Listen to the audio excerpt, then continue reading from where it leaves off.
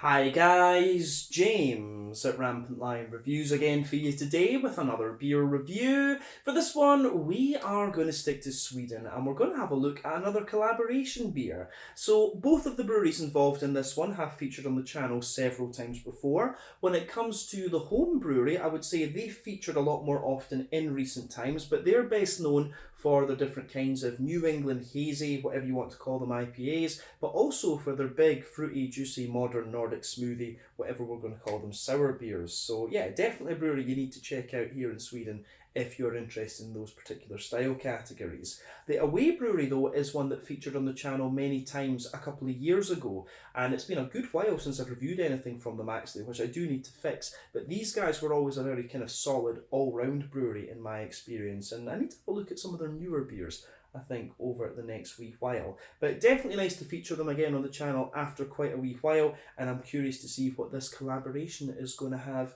for us, going to have in store for us, because this will be the first time I've tried this sort of beer from the Away Brewery as well. So needless to say, I'm very curious to see what this one is going to have in store for us. Hopefully it's another good beer. Hopefully it makes for an interesting review. And as always, I hope that you guys enjoy my take on this one as well. So yeah, for this review then, we are going to head up towards Gothenburg once again. Göteborg, as you would say in Swedish, the Swedish craft beer capital up there on the west coast. Got to get that Gothenburg catchphrase in when we're reviewing the Gothenburg beers because it is just channel tradition these days. But for this review then, we are going to return to the wonderful DuckPond Brewing. So this particular beer is called Nazare. It comes in at 9% ABV, and this one is an Imperial Gose. Apparently it has been quadruple fruited with blueberry, cherry, blackcurrant, pineapple, mango, passionfruit, and it's also got a bit of vanilla in there as well. But this one is a collaboration brew with Poppels Bryggeri, who come from Jonsered, just outside of the city,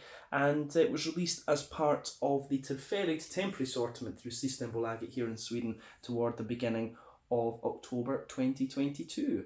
So yeah, as I say, very curious to see what this is going to have in store for us, and nice to feature Poppels Bryggeri on the channel once again for, that must have been about a year or something, maybe more than that, since the last time we had a Poppels beer here on the channel. But DuckPond, of course, have featured it pretty recently. But let's crack on and see what this one is going to have in store for us then. So, as always with my reviews, I'll tell you a little bit about both the breweries involved in this one before we taste the beer. If you want to get straight to the tasting, just fast forward.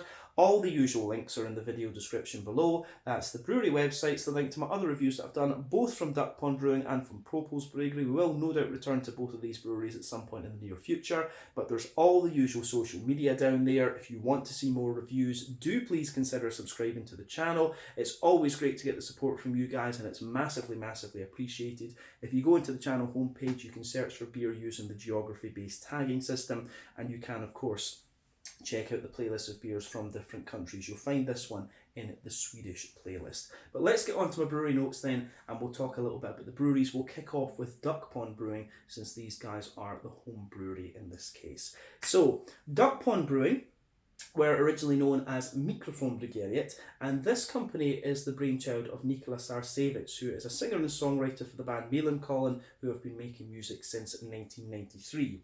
But the band was originally based in Örebro, out to the west of Stockholm, but they took a break and then Nikola moved over to Gothenburg. But in 2013, he began homebrewing with his friend Christian Silva while he was studying international marketing in Skövde, and the two were just brewing very small 20-litre batches together at this time. Later on, though, Nikola went down to Berlin in Germany to do a 2-week brewing course, and after this they started the company together officially, and it was based for a while in Nikola's house, and at this time he was brewing 200-litre batches. But they changed their name from Mikrofon Bryggeri to DuckPond in the summer of 2019. They basically said that the spelling of Mikrofon Bryggeri, or the microphone brewery as it was in English, was just quite difficult for people who were foreign and things, so they wanted something that was a little bit more English friendly so they could export their beers abroad. But since then, they've been working to increase their output and their international sales. And that year in 2019, they produced around 70,000 litres. And these guys are also one of the co-owners of the Wizard Brewing brand, along with Morian Dahlgrens, who are another very well respected kind of modern sour beer brewery in the Gothenburg area. But originally, These guys were producing most of their beer at Poppels Bryggeri, hence the collaboration, but also some of it was being produced at Odd Island. They now have their own premises in the Kungston area of the city, and they recently hired Magnus Laurén as their new brewer. But they brew a number of their beers still at Odd Island and then transport the wort to their own facility in Kungston, and that's where they do all their magic with the different fruits and hoppings and things like this. So yeah, that is definitely something you need to keep an eye on with DuckPond Brewing. These guys will be doing more expansions over the next little while. But as of October 2022, when I'm filming this review for you, these guys have produced around 60 different kinds of beer under the DuckPond name, and there were about 20 or so before that released under the Poppels Bryggeri name. And like I said earlier, they're best known for their New England hazies, but also for the kind of modern sour beers as well. So yeah, that is all I can really tell you about DuckPond Brewing for the moment. If you want to learn more about these guys, you can check out the brewery website, you can follow them on Facebook and Instagram to keep up to date with all the latest goings on, and you can check out the Rate Beer, Untappd and Beer Advocate pages to learn a little bit more about all the different beers that these guys have done. So yeah, let's go on to Poppels Bryggeri then, who are of course one of the most established craft breweries in Sweden. But Poppels Bryggeri was originally based in Mölnlycke, which is quite close to Gothenburg, the southeast if I remember correctly, but they are of course now based in Jonsered. So the brewery is named after that which was owned by Johann Poppel, who was a well-known German-Swedish brewer who actually spent most of his life in Varberg and Gothenburg. But he was born sometime between 1605 and 1610 in Lower Saxony in Germany, and then moved to Sweden with his family in the 1620s. But he met his wife Katarina Krakow between 1624 and 1628, and they later founded Gothenburg's first brewery officially in 1649, but it is thought that they had been brewing together since 1638. But it's also said that he wrote down the protocol of the city of Gothenburg in Swedish for the first time as opposed to German. But the brewery apparently remained in the Poppel family for a number of generations, and the most famous site of the brewery in Gothenburg was actually at Stigbergstorget. So yeah, this brewery is essentially named after a very influential family in Gothenburg, both from political aspects, but also when it comes to the city's brewing heritage.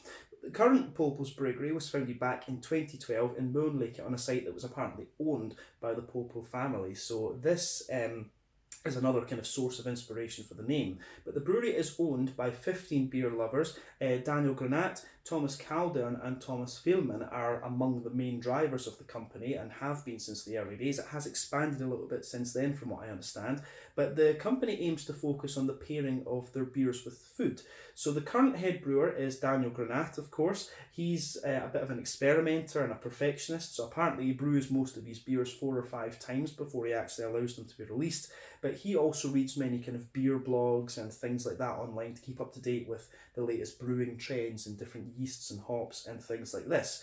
A little bit later on in 2015, they moved to their new site in Jonsered to the east of Gothenburg. This has a restaurant on site and a shop, and this has been very successful for them over the last few years, and it's somewhere that I do need to go and visit. But since moving there, they also now boast the title of Sweden's largest organic craft beer producer, and if you look at pictures of this brewery, it is pretty impressive. Unfortunately, I couldn't find a figure that told me how much beer they actually produce. But in August of 2022, this year, they opened their new City Bryggeri, which is out in the newly built Platinan area, just a few hundred metres away from the central railway station. And the brewing at City Bryggeri is headed by Edvin Valmö, and they've got some large oak barrels there, which they say will develop their own character over time. At the moment, from what I understand, they're just brewing like an oak-aged Pilsner, but they will add more things later on, and they're going to experiment with these barrels going forward. But the new facility has a restaurant and a bakery in-house, and apparently the guests can serve themselves beer, so they have to go to the bar and they'll order like a litre or 2 of the Pilsner beer and then just serve it themselves. But of course the bartenders have to keep a close eye on that because it is Sweden and the laws are difficult. But today the CEO of Poppels Bryggeri is Mats Wallström, and as of October 2022, when I'm filming this review for you, these guys have produced in the region of 150 different kinds of beer. So yeah, quite an interesting brewery, and as I say, one of the really well-known craft beer names when it comes to Swedish craft beer. So yeah, that is everything I can really tell you about Poppels Bryggeri for the moment. If you want to learn more about these guys, you can check out the brewery website, you can follow them on Facebook and Instagram to keep up to date with all the latest goings on, and you can check out, you know, the Rate Beer, Untappd, Beer Advocate pages to learn more about the different beers. Or of course you can check out some of my older reviews, because we've done quite a few things from these guys over the years. But let's get on and actually have a little look at this beer itself. So yeah, as I said to you, this one was released as part of the Tillfällig assortment through Systembolaget here in Sweden for October of 2022, and 9% Imperial Gose with blueberry, cherry, blackcurrant, pineapple, mango, passionfruit and a bit of vanilla added into it. Yeah, I think it's named, I had a little Google of the name before we started the video, and I think Nazare is a town in Portugal. That seems to be the only logical thing that this beer might have been named after. But yeah, 330ml can, this one. I forget how much this cost me. I think it was about 40 Swedish kroner, so about €4, £3.75 sterling, maybe somewhere in the region of like $4.50 American, something like that. But yeah, DuckPond and Poppels Imperial Gose, 9% ABV. Let's get this guy out and we'll get on with the tasting then. Just really curious to see what this is going to have in store for us. But like I think I mentioned earlier, that this is the first time I'll be having a sour beer from Poppels Bryggeri. We've had many of these before from DuckPond, of course. And yeah, I guess now that we've had one in a collaboration, we will need to see about getting something from Poppels Bryggeri as well. But yeah, should be good.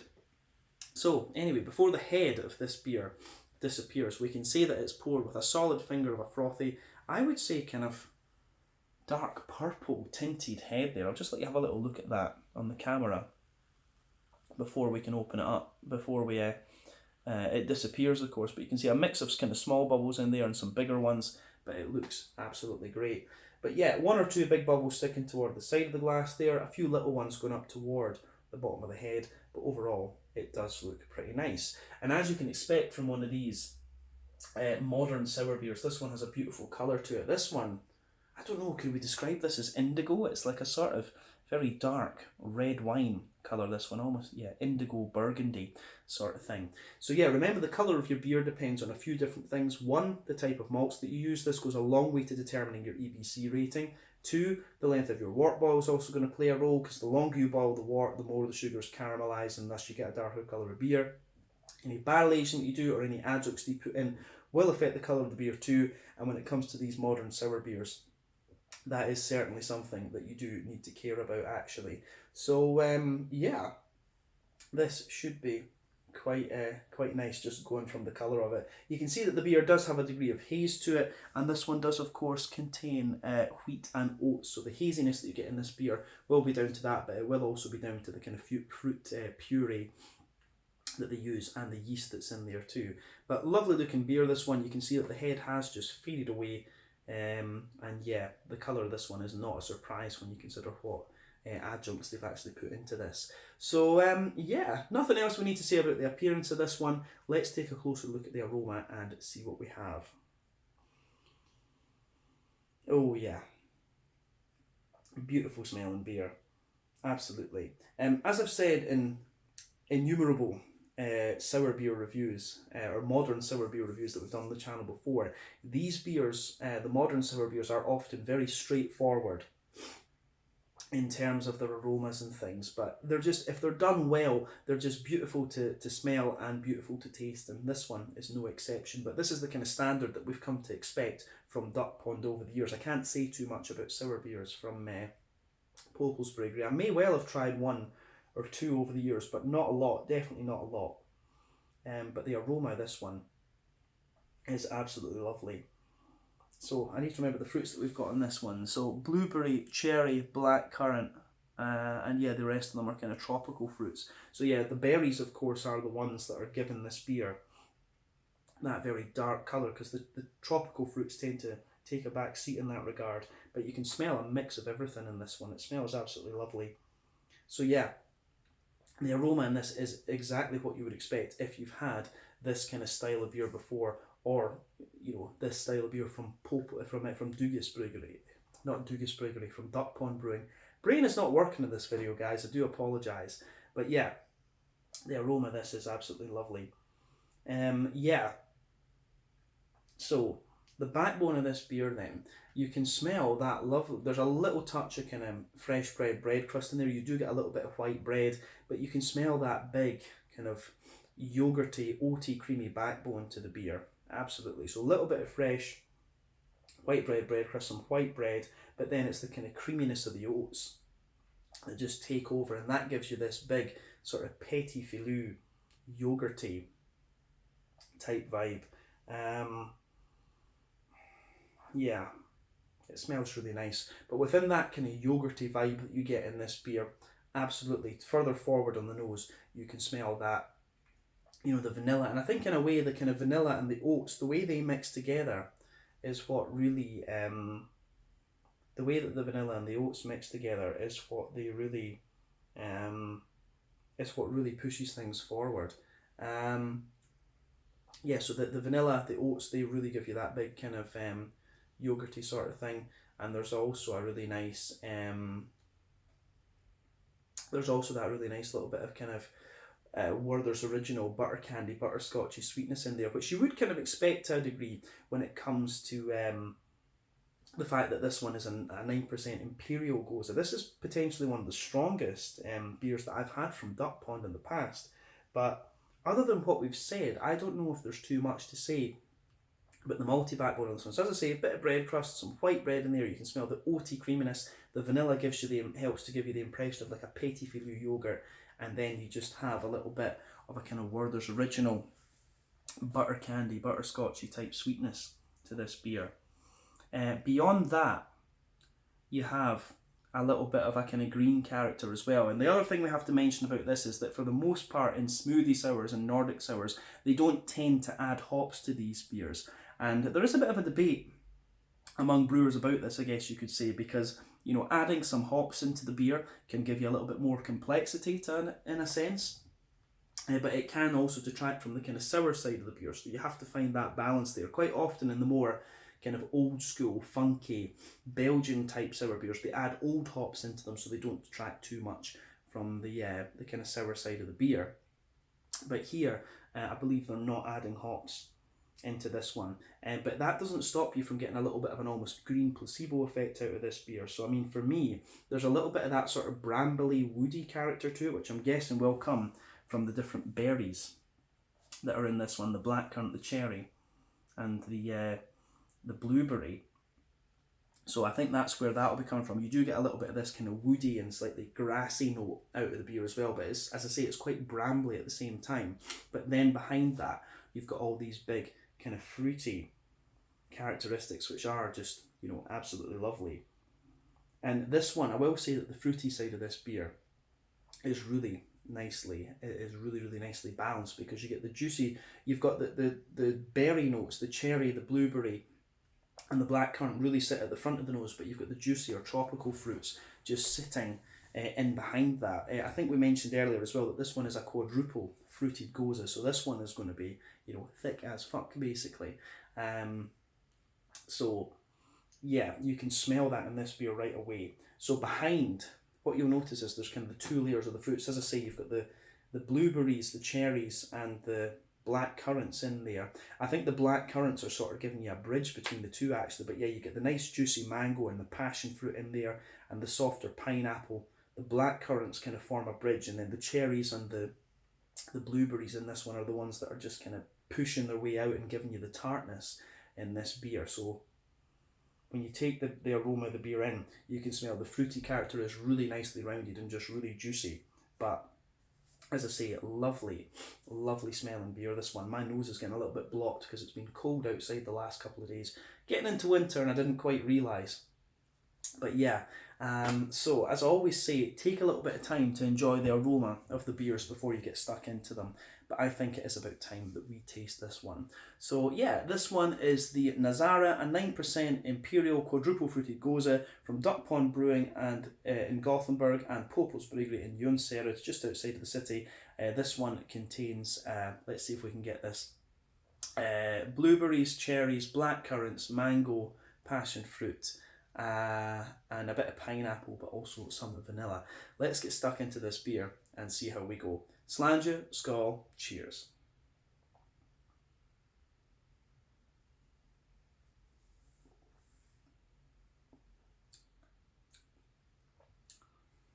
Oh yeah, that's a beautiful, beautiful beer. That's potentially one of the best ones I've had from DuckPond actually, and you guys know, watching the channel, I love these kind of modern fruity juicy sour beers. We're very lucky in Sweden that there are some really good producers of these, you know, Fermenterarna, Morgendalens, DuckPond, Elm 11 down here in Skåne. Yeah, there's probably a few others that I'm forgetting at the moment, but these, this is a really good one. The one thing I would say about these beers is that when I first tried them, I found them really thick and really kind of creamy, if you like. But as your palate adjusts, you start to find them you start to get used to the thickness and don't find them as thick as you used to. But in this case, you know, this is the thing, you have to kind of go further up the alcohol scale with the New Englands and the hazies to really get the kind of impact of a thick mouthfeel that you used to back in the day. And I'm seeing that with this one. I've had some really nice sour beers from DuckPond Brewing in recent times, like flavour profile wise they've been really nice, but I just wanted them to be that little bit thicker. This beer kind of delivers on that, but it makes sense because it is, you know, an Imperial Gose rather than just a straight up Gose. So potentially this is one of the best kind of modern, fruity, Nordic, whatever we're going to call them, sour beers that I've had from DuckPond Brewing. So a big thumbs up to DuckPond for this.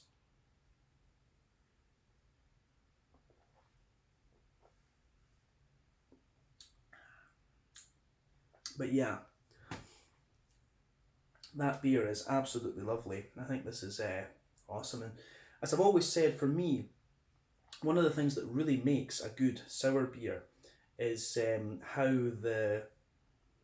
it's all to do with how the impact, you get that big sharp impact coming in the beer, and then how it just kind of mellows out actually. For me, they've just got it perfect in this beer, and they've got that lovely kind of big modern Imperial Gose backbone. The thing you have to remember about the Gose, of course, it is a style that originates in Germany. It's got a little bit of saltiness to it, and you also get that in this beer. But with the Imperial Goses, it's a little bit more difficult to get the saltiness than it is with the lower alcohol ones, because you've got so much wheat and oat and things in there. But yeah, the way this beer goes together is awesome, and it gets a big thumbs up from me.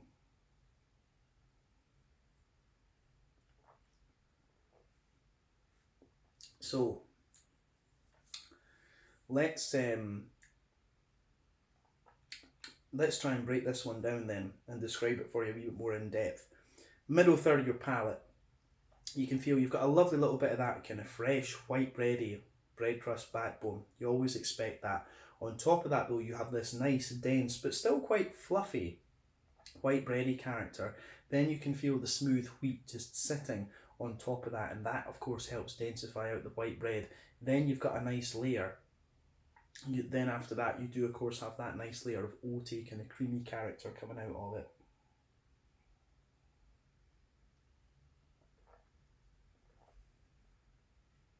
So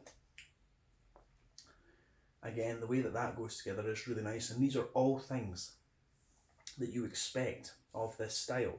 So as you move toward the front of that middle third of your palate in this beer, you get the vanilla kind of coming out. But the thing you'll also notice is that right on the border region between front third and middle third of your palate, you start to get some of the saltiness out of this one. It's yeah, the way that the saltiness goes together in this beer, I think is quite nice. It just gives you that. It just lets you know, yeah, it is a Gose. It's not Gose. It's not a Berliner Weisse. Because yeah, the Berliner Weisses are always kind of a lot kind of smoother and creamier than the Goses. You just get that little bit of salty dryness out of this one, which I do enjoy. So yeah, you can feel toward the front of that middle third of the palate that wee bit of saltiness in there. But on top of the oaty character, you can feel the other things too.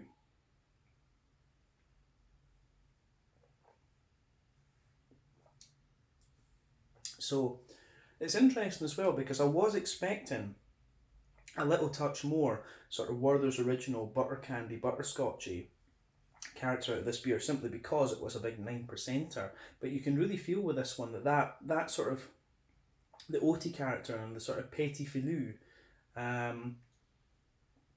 the petit filou yogurty sort of thing in this one is the thing that's really covering the alcohol. But yeah, if you go to the dead centre of that middle third of your tongue, there's a little bit of a Werther's Original butter candy, butterscotchy note there. And then as you move further out from that toward the edges of the palate, it just kind of sweetens up a little bit. But yeah, like I say, it is, the middle of your palate really is dominated by a more kind of, yeah, petit filou, yogurty sort of thing. And as I say, toward the front of the middle third of the palate, it is more about the vanilla and the wee bit of saltiness as well. I think we've said everything that we need to say about the middle third of the palate in this beer, so let's focus on the back third of the palate a bit, although I would point out that that is quite similar to the middle third.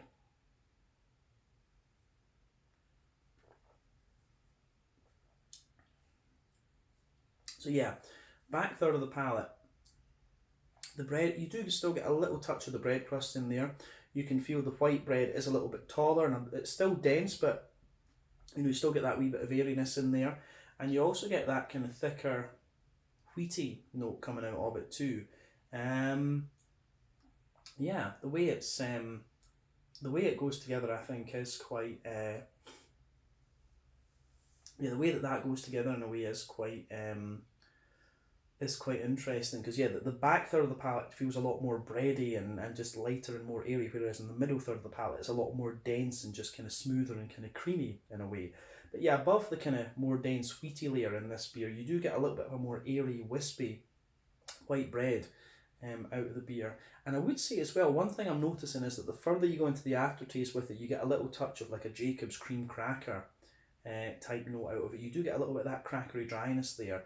But yeah, the way the malty side of this beer goes together is really nice. On the back third of the palate, you can definitely feel the flavour is a little bit taller in a way. And then as you come further forward into the middle third of the palate, the things just squash together that wee bit more. But like I say, above the wheaty layer, in the back third of your palate, you get a bit more of an airy, wispy, white bready character from this one, from the yeast. But let's focus on the the kind of the green side of the beer and the fruits now. I think we've covered the malty side of the beer as much as we need to.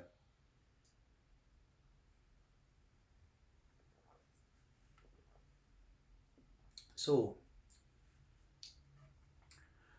on the sort of hoppy side of things, then, as we said, there's not really hoppy character in this beer. You are getting a little touch of placebo there. Like, I get a tiny little bit of earthiness in the back corner of the palate. Then you get this lovely smoothness along the side of your palate, and it just gets gradually more sort of woody and brambly, if you like. But round the front curve of the tongue, there's that wee bit of green brambly sort of note to this beer. And yeah, again, the way that this goes together in this one, I think, is quite nice. It just adds a real depth to the beer.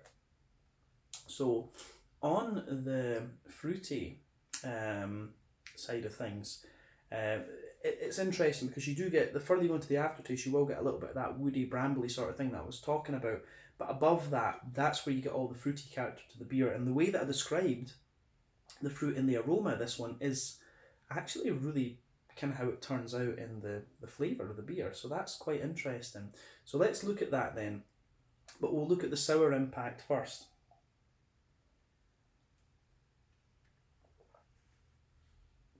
So when you take the beer in, you've got a little bit of that kind of sharp sour impact just behind the kind of front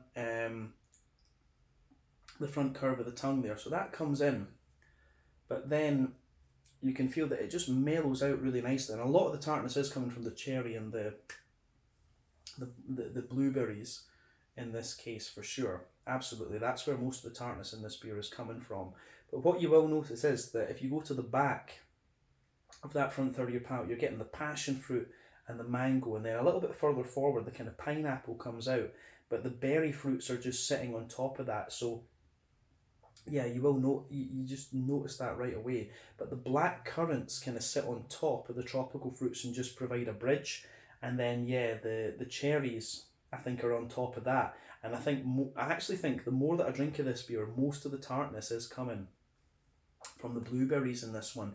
And as I've always said, when you add fruit into beer as an adjunct, it always just kind of spreads around the side of the palate like there, so you can feel the tartness of the blueberries, and I guess the cherries will be contributing to that as well, but you can feel the tartness of these fruits just around the edge of your tongue. So yeah, the way that goes together, I think, is very, very nice.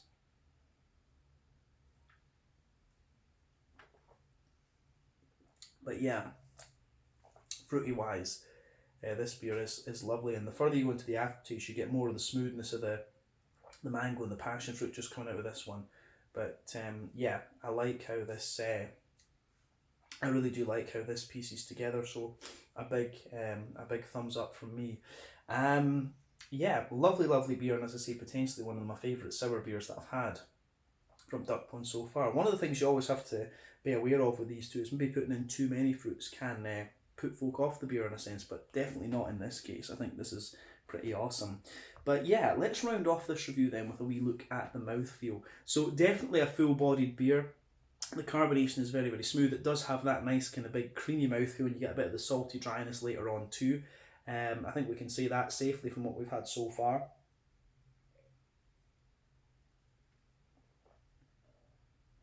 But yeah, on the